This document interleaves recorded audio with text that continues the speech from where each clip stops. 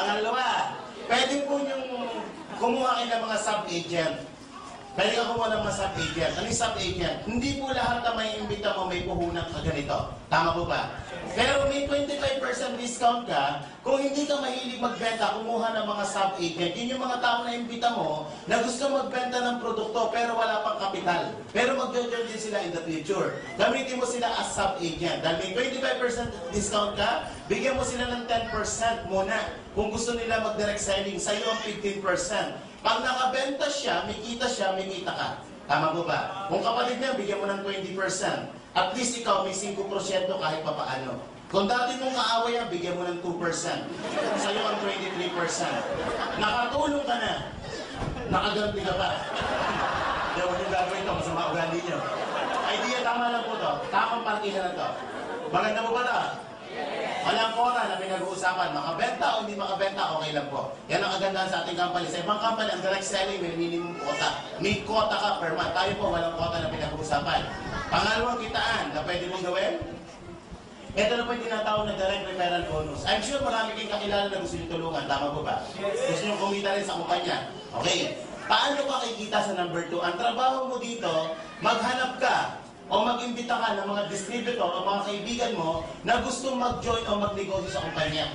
Kada isang tao, kada isang package na mabebenta mo bilang franchise niya, babayaran ka ng kumpanya ng 500 pesos. Paano po yan? Once na bumili po kayo nito, magkakaroon po kayo ng tinatawag na DTC. Ano po itong DTC? Distributor Tracking Center. Ibig sabihin yan, kayo po ay member na ng kumpanya. Unang araw si Kumare, nakita mo sa labas. Kumare, tama-tama. May negosyo akong ipakikita sa iyo. Pag nagustuhan mo, tutulungan kita. Pag hindi mo nagustuhan, okay lang. Ang importante, makita mo.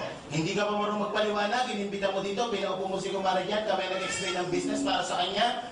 Nagustuhan ng Kumare mo ang negosyo, nag-franchise sa kumpanya, bumili ng 780, dahil ikaw nag-imbita dyan, may 500 piso ang kikitain.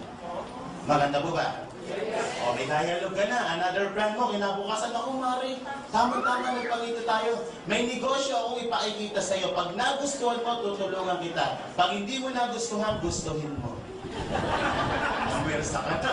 500 ulit. Kada isang tao po na pipili sa inyo nito, na ikaw ang personal na nag-imbita, 500 piso ang kikitain nyo. Makalima po kayo sa loob ng isang buwan, may 2,500 ka. Makasampu ka, meron kang kitang 5,000. Tip sa number 2. Anong dapat mong gawin para dumami ang kita mo sa number 2? Sa number 2, huwag mo muna kayo mag-explain, lalo pag bago ka. Ang trabaho mo during your first month is mag-imbita. Iba po ang imbitasyon sa presentasyon. Tama po ba? Yung iba kaya nahihirapan mag-imbita, nag-iimbita pa lang, nagpapaliwanag na. Kapag ang mga kliyente nyo tanong ng tanong, huwag mo munang sagot ng sagot. Bakit? Minsan sablay sagot mo. Tama po ba? Pangalawa, baka masabi mo kaagad ito sa iniimbita mo. Mare, dala ka 780. Kahit walang sakit po yan, lalagnatin yan. Giginawin niya. Dali nyo lang po dito, kami na po ang bahala magpaliwanag. Paliwanag po ba yan? Okay, pangatlong kitaan. Itong pangatlong kitaan, epekto na lang po ito, o effect na lang ito ng number 2. Kapag ginagawa mo ito number 2, yung susunod na 4 na pag-uusapan natin na paraan ng pagkita, wala ka nang gagawin. Pag ginawa mo ito number 2, 4 na susunod na pag-uusapan, wala ka nang gagawin. Paano ito number 3? Ang tawag dyan, sales matching bonus. Babayaran ka ng kumpanya ng marketing support na 1,500. Yan ang may kondisyon. Yung tinatawag na sales matching. Paano po yan?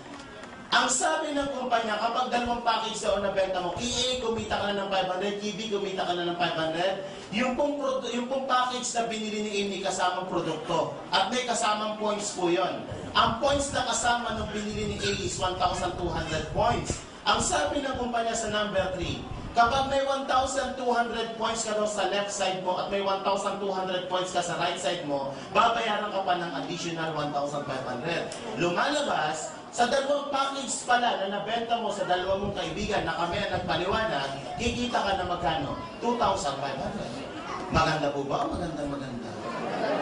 Eh paano ko itong si A bumili ng product? Maraming binibili produkto. Lahat po ng gagamitin produkto itong dalawang to may mga points.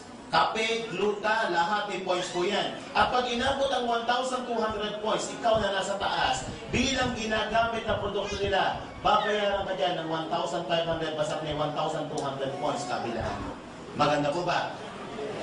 Eh paano ko itong si A nagbenta ng katulad ng ibinenta mo? Ganito ang ginawa ni A. Nag-imbita siya ng dalawang kaibigan niya, ibinenta niya ang global package. So si A may 2.5. Bakit 2.5? May 500 siya KC, may 500 KD, may sales match din siyang 1.5, 2.5 ang kinita ni A. Medyo masaya yan at nakangiti. Bakit? Yung kinita mo at ang kinita niya, parehas na kayo. Tama po ba?